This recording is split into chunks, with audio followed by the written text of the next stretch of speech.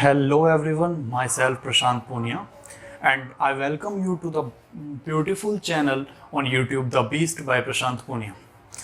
So today we are going to start with the biology of class 12 that is reproduction in organism.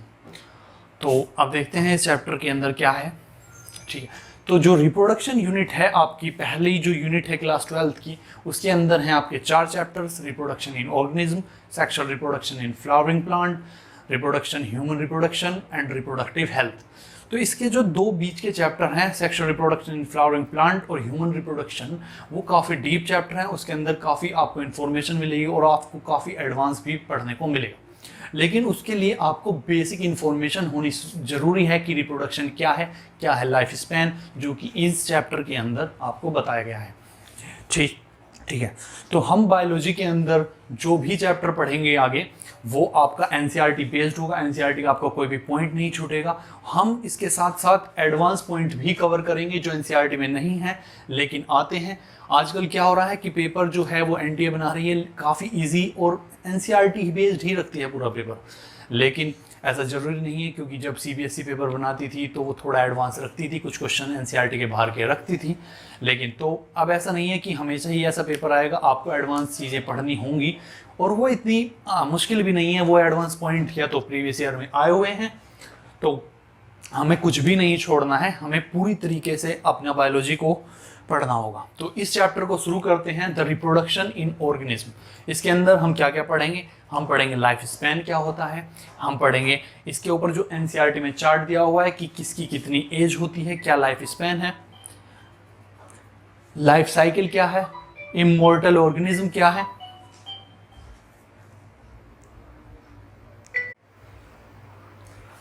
हाँ तो इसके अंदर हम पढ़ेंगे लाइफ स्पैन क्या है.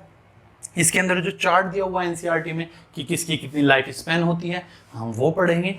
हम पढ़ेंगे लाइफ साइकिल क्या होती है, क्या सभी ऑर्गेनिज्म जो लिविंग है वो उनकी डेथ होनी ज़रूरी है, क्या इमॉर्टल भी होता है कोई, रिप्रोडक्शन क्या है, टाइप ऑफ रिप्रोडक्शन क्या होता है, असेक्सुअल सेक्सुअल क्या डिफरेंस है, इवेंट क्या होते हैं, पोस्ट जैसे हम सेक्सुअल में पढ़ेंगे प्री फर्टिलाइजेशन इवेंट, फिर fertilization, post fertilization event, vegetative structures क्या होते हैं, बर्डिंग, फ्रेगमेंटेशन, सकर. ये वाला पार्ट जो है वेजिटेटिव स्ट्रक्चर, ये मॉर्फोलॉजी से भी लिंक करता है थोड़ा.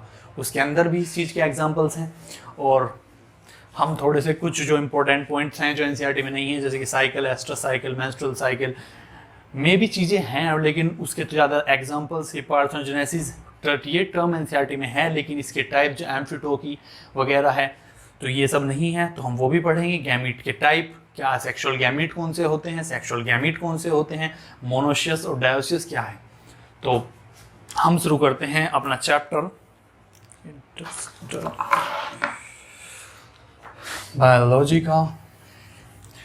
तो अब आप कॉपी और पेन निकाल लीजिए, क्योंकि मैं आपको बिल्कुल उसी तरीके से पढ़ाऊंगा जिस तरीके से आप ऑफलाइन कोचिंग में पढ़ते हैं. आपको थोड़ा सा भी नहीं लगेगा कि हम किसी ऑनलाइन क्लासेस में पढ़ रहे हैं. मैं वाइट बोर्ड और मार्कर का ही इस्तेमाल कर रहा हूं, कोई आपको अंडरलाइन नहीं करा रहा हूं. कंप्यूटर पर बैठकर आपको बिल्कुल आसानी से समझ आएगा, बिल्कुल अच्छे तरीके से समझ आएगा. ठीक है, जो लेसन है वो है reproduction organism, reproduction in organism. ठीक है, तो रिप्रोडक्शन क्या है, उससे पहले हमें पढ़ना होगा कि रिप्रोडक्शन तो बाद में करेगा, पहले उसका होगा बर्थ. तो बर्थ है, फिर वो मैच्योर होता है, फिर वो सेंसेंट मतलब ओल्ड एज, बुढ़ापा जिसे कहते हैं, उसमें जाता है और फिर नेचुरल डेथ हो जाती है. तो ये एक लाइफ साइकिल चलती है. बर्थ हुआ, उसके बाद फिर डेथ हो गई लास्ट में, एक लाइफ साइकिल चलती है. ठीक है, तो सबसे पहले कि जो ऑर्गेनिज्म है कोई भी, उसकी लाइफ साइकिल क्या है, उसके क्या क्या स्टेजेस हैं. ठीक है, सबसे पहले हुआ ऑर्गेनिज्म का बर्थ, फिर ऑर्गेनिज्म हुआ मैच्योर. मैच्योर में क्या होता है कि वो रिप्रोडक्टिव फिट हो जाता है, मतलब वो रिप्रोडक्शन कर सकता है, नई प्रोजेनी को आगे जन्म दे सकता है. मैच्योर हुआ, फिर हुआ सेंसेंट, बुढ़ापा, और फिर हो गई उसकी नेचुरल डेथ. ये एक लाइफ का जो साइकिल है वो चलती है, ठीक है। लाइफ साइकिल में क्या है, transition through various stages of life. Various stages ही तो आई हैं, ये बर्थ हुआ, ये मैच्योर हुआ, तो लाइफ में ये वेरियस स्टेजेस आई हैं। Stage of life due to hormonal changes. Hormone के चेंज होने की वजह से ही बच्चा मैच्योर हुआ, मतलब वो कोई भी ऑर्गेनिज्म, और फिर वो बुढ़ापा में गया और फिर उसकी नेचुरल डेथ हो गई। नेचुरल डेथ का क्या मतलब है, नेचुरल डेथ का मतलब है कि वो खुद उसकी डेथ हो, कोई एक्सीडेंट, यानी कि एक नेचुरल तरीके से होनी चाहिए कि वो खुद ही नेचुरली मर गया, ठीक है। तो ये होती है आपकी एक लाइफ साइकिल किसी भी ऑर्गेनिज्म की, ठीक है। अब बर्थ से मैच्योर होने तक का जो टाइम पीरियड है, मतलब जो पीरियड है, जो फेज है, वो प्लांट्स में हम उसे कहते हैं मैच्योरेशन पीरियड, मैच्योरेशन पीरियड। और अगर यही चीज एनिमल में है, यानी कि उसका बर्थ हुआ और वो मैच्योर हो रहा है, तो इस फेज को एनिमल्स के अंदर कहते हैं, उसको कहते हैं जुवेनाइल फेज, जुवेनाइल फेज या पीरियड, कुछ भी कह लीजिए। तो ये है वो जुवेनाइल फेज, वो फेज है जिसके अंदर बर्थ होने के बाद वो ऑर्गेनिज्म अपनी मैच्योरिटी को गेन करता है, मतलब सेक्सुअली मैच्योर होता है कि वो नई ऑर्गेनिज्म को जन्म दे सके, ठीक है। हमने पढ़ लिया लाइफ साइकिल क्या है, ठीक है। अब हमें पढ़ना होगा कि लाइफ स्पैन क्या है। देखिए, जो इसकी लाइफ साइकिल है, बर्थ से लेकर नेचुरल डेथ तक, उसका जन्म हुआ और उसकी नेचुरल डेथ हो गई, तो इस वाले पीरियड को कहते हैं हम लाइफ स्पैन। लाइफ स्पैन, उसकी जीवन की कितनी जिंदगी है उसके जीवन में, मतलब कितना वो जिया, उसको कहते हैं हम लाइफ स्पैन। तो क्या है लाइफ स्पैन, देख लेते हैं हम। Life span period between birth and natural death. Death natural होनी चाहिए, जितनी कोई एक्सीडेंट वगैरह नहीं होना चाहिए, मतलब जैसे नेचुरली मरता है ऑर्गेनिज्म उस तरीके से डेथ हो, तो बर्थ से नेचुरल डेथ तक के पीरियड को हम लाइफ स्पैन कहते हैं, ठीक है। तो आपको क्या कभी ऐसा लगता है, मतलब मैं पूछना चाहता हूँ आपसे कि जो लाइफ स्पैन है कि बड़ा ऑर्गेनिज्म है तो ज़्यादा होगा उसका लाइफ स्पैन, छोटा है तो छोटा होगा लाइफ स्पैन, क्या कुछ ऐसा है, मतलब उसके साइज से क्या फ़र्क पड़ेगा उसके लाइफ पीरियड पर, मतलब कितनी ज़िंदगी उसकी होगी, लाइफ स्पैन पर फ़र्क पड़ेगा, क्या सोचते हैं आप? तो देखिए, मैं बताता हूँ आपको कि इस चीज़ से उसका कोई कोरिलेशन नहीं है कि उसका साइज बड़ा है तो बड़ा होगा, ठीक है। उसका मैं एग्जांपल दूंगा अभी, ठीक है। Not correlated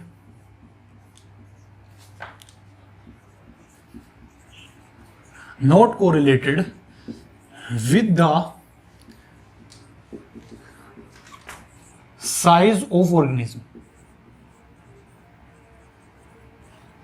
necessarily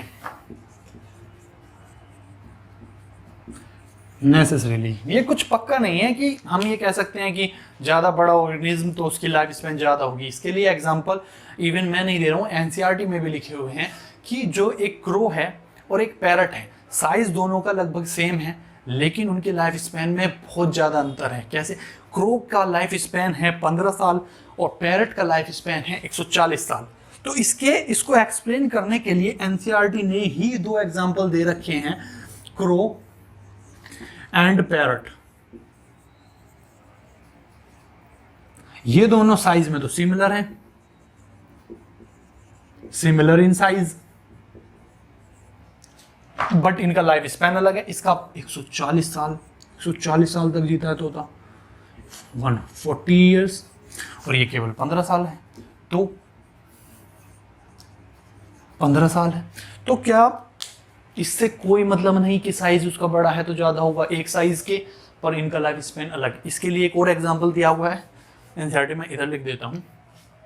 example 2, mango tree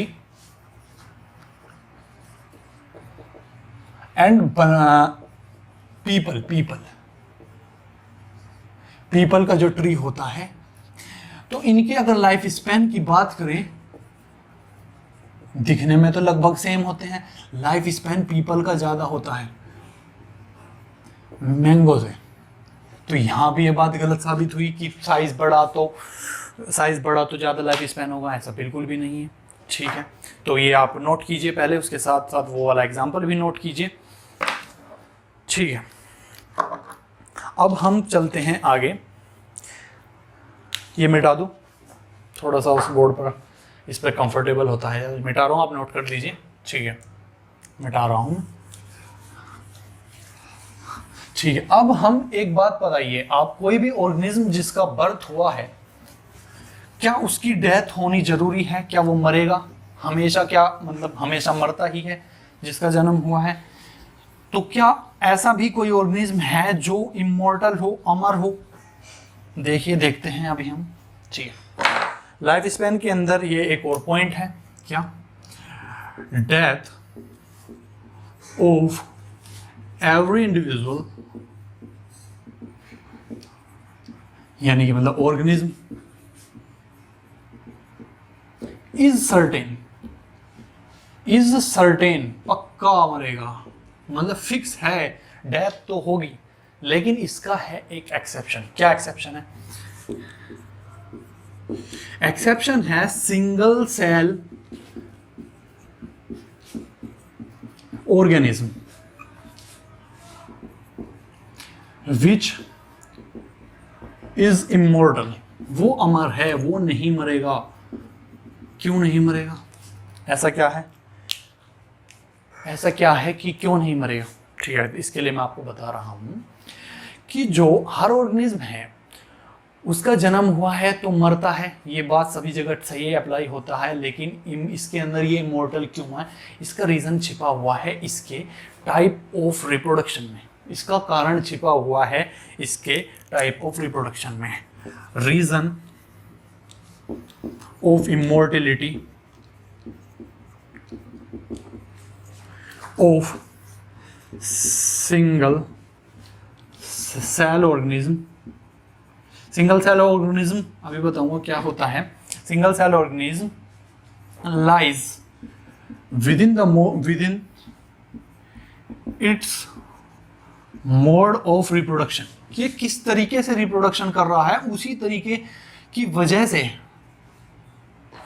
ये इमॉर्टल है। कैसे? अब बताता हूं। It is due to the fact that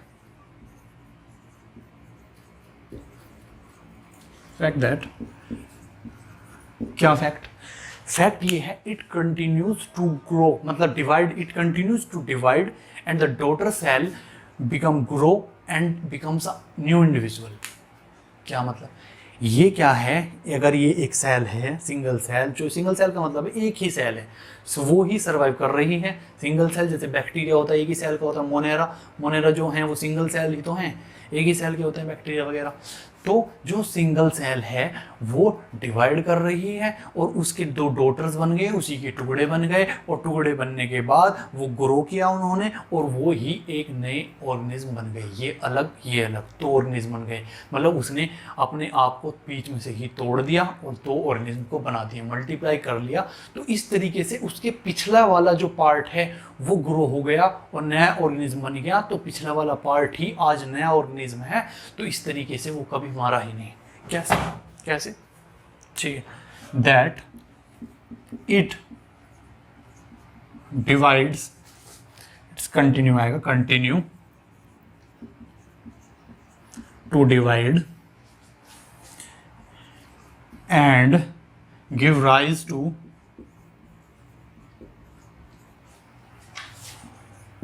daughter cell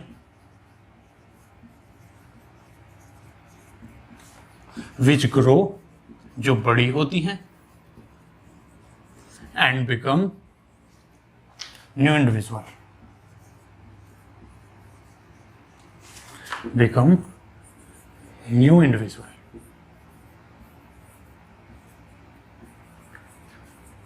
एक नए प्राणी की तरह वो डेवलप हो गई, नए इंडिविजुअल की तरह। नोट कीजिए इसे, ठीक है, नोट कीजिए। मैं मिटा रहा हूं फिर।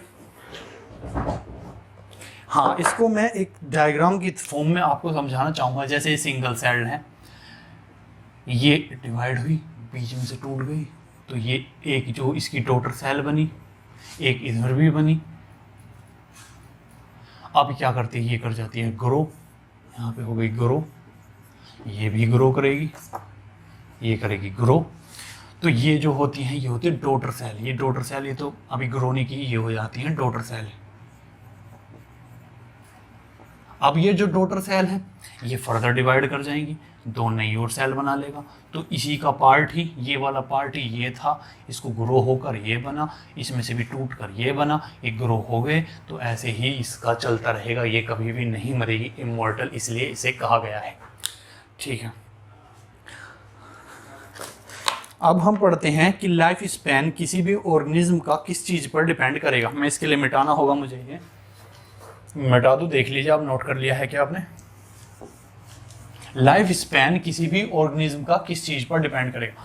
आपने ये बात सुनी होगी कि जो विलेज में लोग रहते हैं वो ज़्यादा जीते हैं शहर वालों के कंपैरिजन में। क्या ये बात सच है? मतलब क्या फैक्टर्स ऐसे हैं कि उसकी लाइफ स्पैन को बढ़ा सकते हैं? वही तो अब हम पढ़ने वाले हैं। ठीक है, तो मैं आपसे कहूं कि हाँ, जो फैक्टर्स, ये बात भी सही है कि विलेज वाले लोग ज़्यादा जीते हैं। हाँ, काफ़ी हद तक सही बात है। कारण है उसका, क्योंकि वो एक साफ एनवायरनमेंट, लेस पोल्यूटेड एनवायरनमेंट में रहते हैं। उनका खाना जो है वो अच्छा है, खाना है, मतलब एक नेचुरल है, मिलावट का नहीं है। तो उसके लिए अब हम पॉइंट देख लेते हैं। Life span of an organism depends on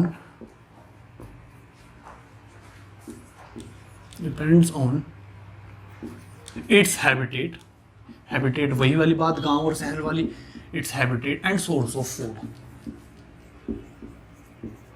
source of food। अगर खाना अच्छा होगा, उसको खाना, सोर्स खाना अच्छा मिलेगा, तो उसकी मेटाबॉलिक एक्टिविटी बनी रहेगी अच्छी, तो वो बीमार वगैरह या उसके शरीर में कोई पोषण की कमी, न्यूट्रिशन की कमी नहीं होगी। और उसका हैबिटेट अच्छा है, जैसे हमने विलेज और शहर की बात की, तो विलेज में साफ हवा है, यहाँ पे तो मोटर गाड़ी में काफ़ी धुआं रहता है, तो ज़्यादा हैबिटेट उसका अच्छा है, तो उसका लाइफ स्पैन ज़्यादा, मतलब एक फैक्टर है जो उसको फेवर करेगा, लाइफ ज़्यादा होगी। ठीक है, तो ये दो फैक्टर्स हमने इसके बारे में पढ़े। अब हमें पढ़ना होगा जो एनसीईआरटी में लाइफ स्पैन का चार्ट दे रखा है कि किसकी कितनी है, हॉर्स, क्रोकोडाइल 60 साल, तो ऐसे ही सभी के दे रखे हैं। तो वो चार्ट मैं आपको दिखाता हूँ, कितना रहता है, उसको एक्सप्लेन करता हूँ कितना लाइफ स्पैन है। एक्सप्लेन क्या, उसमें तो सीधा याद ही करना है।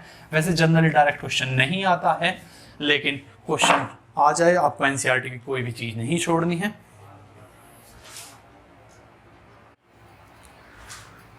हाँ, तो बोर्ड पर मैंने आप सभी के सामने लिख दिए हैं जो एनसीईआरटी के अंदर जो चार्ट दिया हुआ है लाइफ स्पैन का। तो इनके अंदर उन्होंने काफ़ी ब्लैंक बना रखे थे, तो वो हमने फिल कर दिए हैं कि इसका कितनी लाइफ स्पैन है। तो जैसे एलिफेंट है 60 से 90 ईयर्स तक होता है, रोज़ का होता है 5 से 7 ईयर्स, डॉग का होता है 20 से 30 ईयर्स, और जो बटरफ्लाई होती है वो होती है 1 से 2 हफ्ते, 1 से 2 वीक। क्रो 15 ईयर, हमने पहले ही पढ़ा अभी। Parrot 140 year, banana tree 25 years. Cow जो होती है वो है 20 से 25 ईयर, 20 से 25 साल तक जीती है। Crocodile 60 years. हालांकि क्रोकोडाइल पर मैंने एक आर्टिकल पढ़ा था, अभी इंटरनेट पर आ रहा था, उन्होंने बताया कि क्रोकोडाइल की बॉडी भी अमर है, मतलब वो कह रहे थे कि अमर है क्योंकि वो अपनी पूरी ज़िंदगी ग्रो होता रहता है, और अगर वो जब भी मरेगा वो मरता है कि या तो अपने हंगर की वजह से या फिर कोई डिजीज़ हो जाए उसकी वजह से। लेकिन हमारी बुक्स में तो ऐसा कोई इसके बारे में नहीं लिखा हुआ है, तो आपको सिर्फ 60 साल ही करना है अगर क्वेश्चन आए।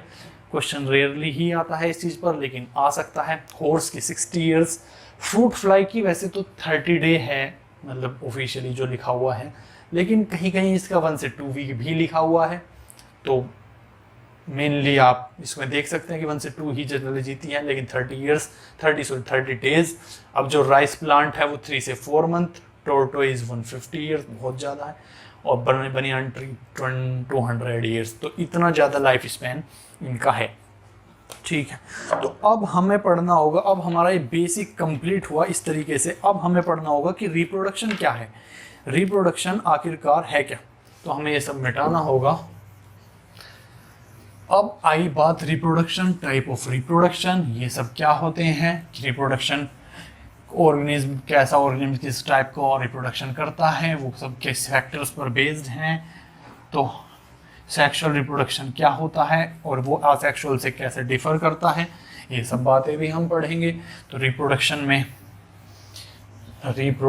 अब हम साइड में डाल रहे हैं। रिप्रोडक्शन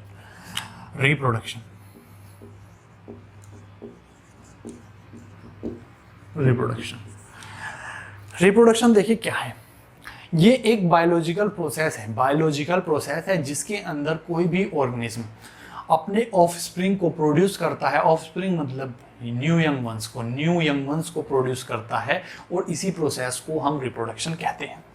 ठीक है, तो जो अब न्यू यंग वंस पे प्रोड्यूस हुए हैं वो आगे चलकर फिर से ग्रो हो जाते हैं और मैच्योर हो जाते हैं, तो फिर वो फिर नए यंग वंस को प्रोड्यूस करते हैं। तो इस तरीके से वो कंटिन्यूटी मेंटेन रखते हैं अपनी स्पीशी की। ठीक है, तो रिप्रोडक्शन की हम डेफिनेशन देख लेते हैं। It is a biological process in which organism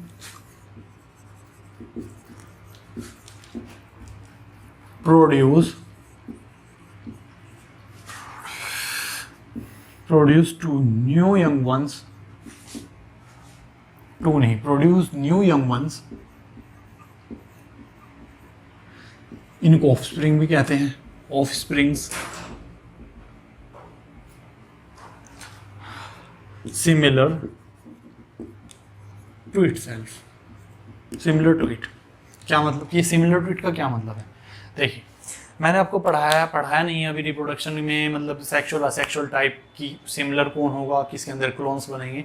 ठीक है, सिमिलर टू इट और वेरिएशन जो होता है, देखिए सिमिलर में इन्होंने कहा कि पेरेंट के जैसा, सिमिलर टू इट जैसा पेरेंट, उसी के जैसा ही उसका बेबी है, मतलब ऑफस्प्रिंग है।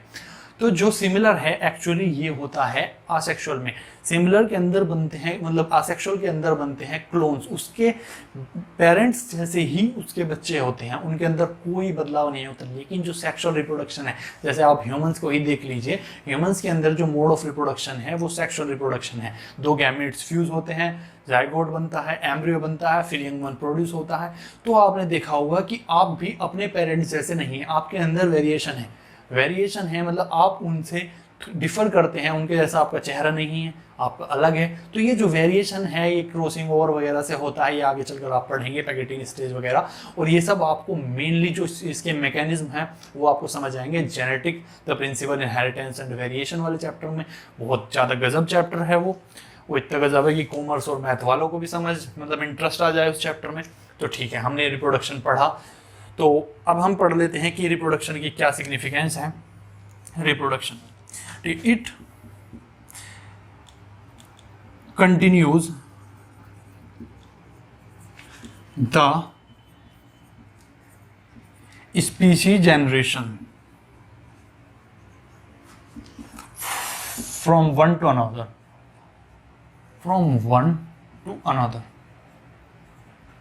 एक जनरेशन से दूसरी जनरेशन, फिर उसके बाद एक और जनरेशन, फिर उसके बाद एक और जनरेशन। मान लो एक डॉग है, उसका बेबी पप्पी छोटा सा होता है, वो बड़ा हुआ, ग्रो हुआ, फिर उसने फिर से उसके बच्चे होंगे, फिर उसके बच्चे होंगे। तो वो रिप्रोडक्शन कर रहे हैं, तभी तो उनकी स्पीशीज जिंदा है। मतलब अगर डॉग रिप्रोडक्शन करने सभी बंद कर दें तो नए तो डॉग आएंगे नहीं, जो पुराने हैं वो ओल्ड एज में आकर मर जाएंगे। तो अब नए डॉग आगे बचेंगे कहाँ से, वो जब नए तो बने नहीं तो बचेंगे, तो इस तरह उनकी स्पीशी ही खत्म हो जाएगी। तो रिप्रोडक्शन ने क्या किया कि उनकी स्पीशी को कंटिन्यू रखा, जनरेशन से एक दूसरी जनरेशन में वो रिप्रोडक्शन करते रहे और उनकी स्पीशी जो है वो कंटिन्यू रही। ठीक है, तो जो इन्होंने ऑफस्प्रिंग बनाए थे, ये बात लिख लेते हैं, दीज ऑफस्प्रिंग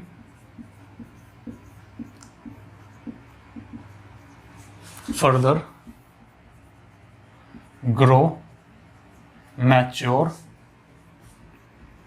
होते हैं mature and produce further offspring.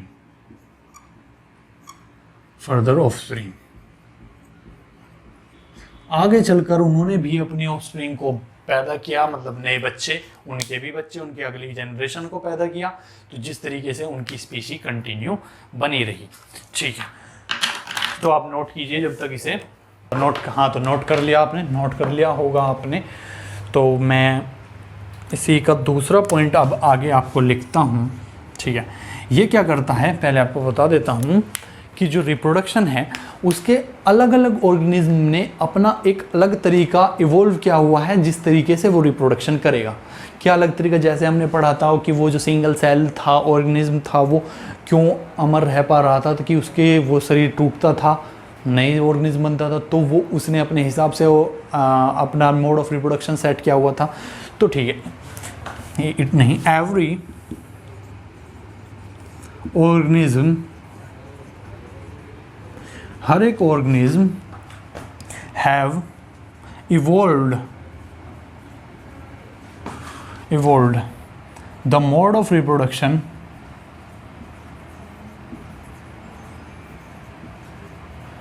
किस तरीके से वो mode of reproduction to multiply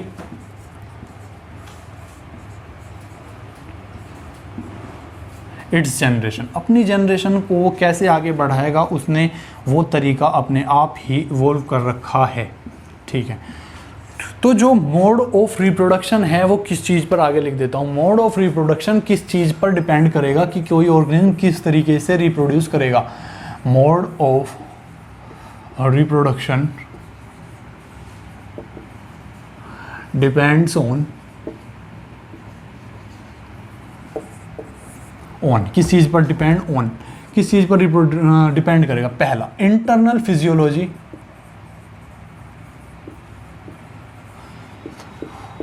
internal physiology कैसे, जैसे अभी मैंने आपको पढ़ाया सिंगल सेल ऑर्गेनिज्म है, वो खुद ही एक सिंगल सेल है, तो वो एक कॉम्प्लेक्स ऑर्गेनिज्म जैसे ह्यूमन है, उनके अंदर जो सेक्सुअल रिप्रोडक्शन है वो उसको कैसे इवॉल्व कर सकता है, बिल्कुल भी इवॉल्व नहीं कर सकता। तो उसने अपनी बॉडी यानी कि इंटरनल फिजियोलॉजी के हिसाब से उसने अपने आप को तोड़ना, यानी डिवीज़न जो होता है, मतलब टूटने के बाद अपनी बॉडी को ग्रो करता है, तो उसने अपने हिसाब से उस तरीके को निकाला हुआ है। और दूसरा उसका हैबिटेट भी करता है काफ़ी हद तक, habitat and other several factors,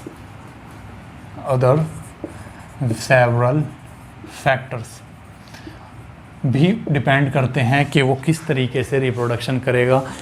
ठीक है, आप नोट कीजिए इसे। तो अब हमने ये सब पढ़ लिया कि रिप्रोडक्शन क्या है, क्या वो किस चीज़ पर डिपेंड कर रहा है, कि अब हमें पढ़ना होगा कि इसके टाइप क्या हैं, रिप्रोडक्शन के टाइप क्या हैं। जो हम सेक्सुअल और सेक्सुअल की बात कर रहे हैं वो आखिरकार उसके टाइप क्या हैं। ठीक है, तो नोट कर लिया हो तो मैं इसे इरेज करने वाला हूँ, क्योंकि एक चार्ट की फॉर्म में हम पढ़ेंगे, मतलब डिफ्रेंशिएट करते हुए मैं इसे मिटा रहा हूँ। तो अब हम पढ़ेंगे कि रिप्रोडक्शन दो तरीके का होता है, असेक्सुअल रिप्रोडक्शन और सेक्सुअल रिप्रोडक्शन।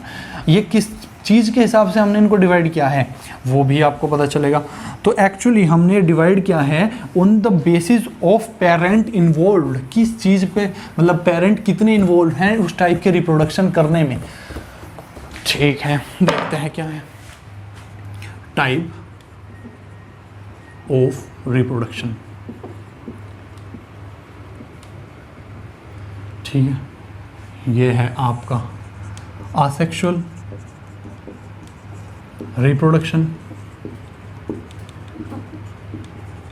और ये मैं लाइन ड्रॉ कर देता हूँ, और ये है आपका sexual reproduction.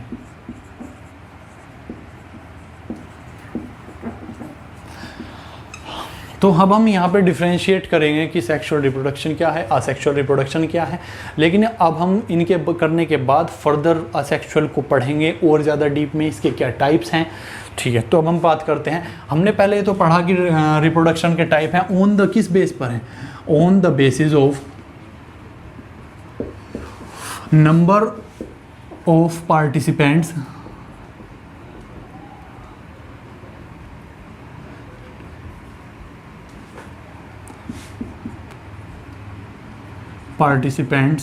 involved during the process of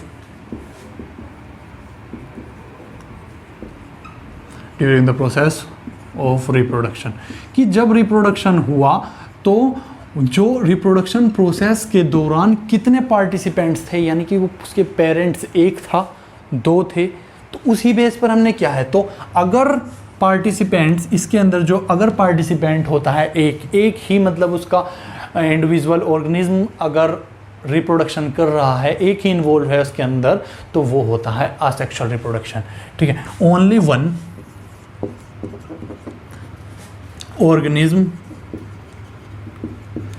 is involved, इसके अंदर केवल एक ही ऑर्गेनिज्म असेक्सुअल रिप्रोडक्शन कर देगा। लेकिन सेक्सुअल रिप्रोडक्शन के लिए आपको ये होते हैं इसके अंदर, in this two organism are involve, इस तरीके में दो ऑर्गेनिज्म इन्वॉल्व होना जरूरी है। जैसे आप देखिए ह्यूमंस के अंदर सेक्सुअल रिप्रोडक्शन है, इस तरीके से ही सेक्सुअल रिप्रोडक्शन से ही उनकी जनरेशन आगे चलती है। तो आप ये देखें तो ह्यूमन रिप्रोडक्शन के लिए उन्होंने जो उनके जो दो ऑर्गेनिज्म इसमें इन्वॉल्व हुए, मदर एंड फादर, तो मदर एंड मदर से ओवा आया, फादर से स्पर्म आया, तो उसी तरीके से उनका फ्यूज़न होने के बाद आपने एक नया ऑफस्प्रिंग प्रोड्यूस हुआ। तो दूसरा इसकी बात दूसरा क्या डिफरेंस है, इट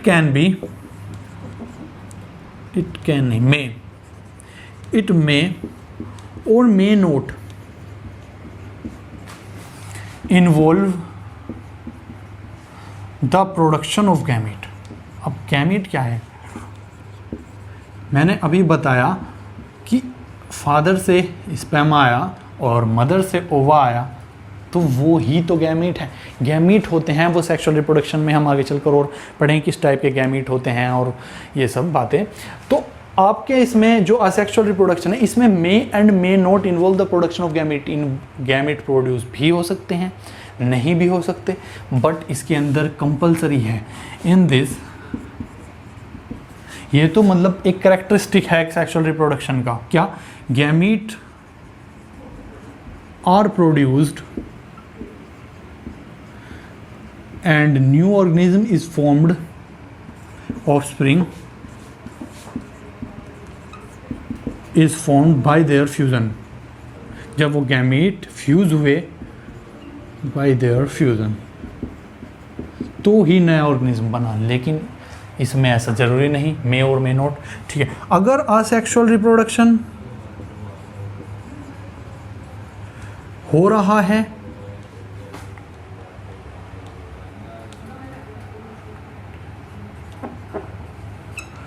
विद गैमीट,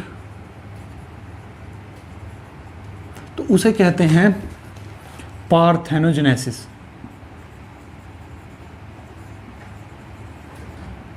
उसे कहते हैं पार्थेनोजेनेसिस। और अगर असेक्सुअल रिप्रोडक्शन हो रहा है विदाउट गैमीट तो है, उसका एग्जांपल है जैसे बर्डिंग, वो सब आगे आएंगे जब हम पढ़ेंगे असेक्सुअल रिप्रोडक्शन के टाइप, तो ये हमने बात पढ़ी। लेकिन इसके अंदर तो गैमीट फॉर्म भी होंगे और उनका फ्यूज़न होना ज़रूरी है। ठीक है, तीसरा पॉइंट है, in this offsprings are similar to parents, अपने पेरेंट्स के जैसा ही होगा, अपने पेरेंट के जैसा ही होगा, ऑफस्प्रिंग जैसा उसका पेरेंट उसे ही वो ही उसी तरीके का उसका ऑफस्प्रिंग होगा। तो और हम इसे कहते हैं कॉल्ड क्लोन्स। तो क्लोन्स फॉर्मेशन किस में हुई, वो होती है असेक्सुअल रिप्रोडक्शन में। लेकिन अब जो इसके अंदर है, जो सेक्सुअल रिप्रोडक्शन है, इसके अंदर वेरिएशन होता है। इन दिस ऑफस्प्रिंग वेरी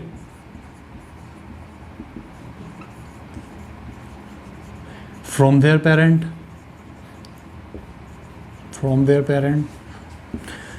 तो जब इसके अंदर वेरिएशन हुआ तो ही तो इसका एवोल्यूशन का चांस बना। हम पढ़ते हैं कि जो ह्यूमन है वो पहले बंदर था, मतलब चिंपैंजी था, तो वो धीरे धीरे इवोल्व होता होता ह्यूमन आया। तो अगर उसी के जैसा बनता अगर ह्यूमंस में भी मतलब उस बंदर में भी असेक्सुअल रिप्रोडक्शन होता तो वो कभी आगे इवोल्व हो पाता, ह्यूमन बन पाता? नहीं बन पाता, क्योंकि दूसरा उसका जो ऑफस्प्रिंग है वो भी उसी के जैसा बन जाता जैसे कि असेक्सुअल रिप्रोडक्शन में हो रहा है। लेकिन उसके अंदर होता है वेरिएशन, वेरिएशन हुआ हुआ हुआ हुआ होते ही पता नहीं कितने लाखों साल से चल रहा है ये वेरिएशन। तो ये जो वेरिएशन है इसकी वजह से ही इवोल्यूशन हुआ।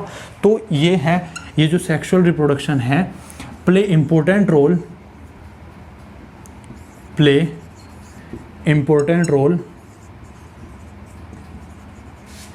in evolution और असेक्सुअल का कोई इवोल्यूशन में रोल नहीं है, no evolution take place, no role in evolution. तो इस तरीके से हमने असेक्सुअल और सेक्सुअल के अंदर थोड़े से डिफरेंस देखे। और अब हम पढ़ेंगे इनको डीपली, असेक्सुअल के क्या टाइप हैं। इसके अंदर आगे चल के आपको वेजिटेटिव फ्रेगमेंटेशन वगैरह भी देखने को मिलेगी जो मॉर्फोलॉजी से भी लिंक है कुछ पार्ट। और फिर हम पढ़ेंगे सेक्सुअल रिप्रोडक्शन को डीपली कि इसके अंदर क्या होता है, गैमीट कैसे फ्यूज़ होते हैं और गैमीट बनते कैसे हैं। और हमने एक जो ये पार्थेनोजेनेसिस पढ़ा है ये क्या है, ये वर्जिन बर्थ, ये सब क्या होती हैं, आगे इनको बिल्कुल डीपली एक्सप्लेन करेंगे।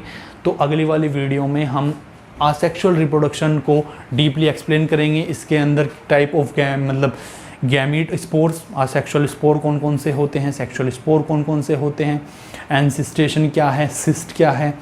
तो आप अगली वीडियो को ज़रूर देखें इसके बाद का पार्ट।